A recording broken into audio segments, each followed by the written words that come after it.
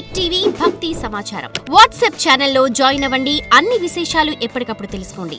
ఒక డౌట్ ఏంటంటే గురుగారు, ఇప్పుడు ఈ మంత్ర జపం చేస్తున్నాం అనుకోండి, మధ్యలో ఏదైనా అశౌచం కలిగితే అది మధ్యలో ఆపేస్తే మళ్ళీ మొదటి నుంచి చేయాలా, లేకపోతే ఆగిన దగ్గర నుంచి కంటిన్యూ చేయాలా? ఎప్పుడైనా జపం ప్రారంభం చేసినప్పుడు తల్లి ఆటంకం రాకుండా ఉండడం కోసం మన దగ్గర ఒక ఫలమును కానీ ఏదైనా ఒక పత్రం, అంటే లేత ఆకుతో కూడినటువంటి కొన్ని పత్రాలు, అంటే తులసి దళాలు కానీ తమలపాకులు కానీ ఇలాంటిది ఏదైనా బాగా కమిలిపోయిన, అంటే బాగా ముగ్గినటువంటి మాగినటువంటి పండు ఏదైనా కానీ మన దగ్గర పెట్టుకోవాలి.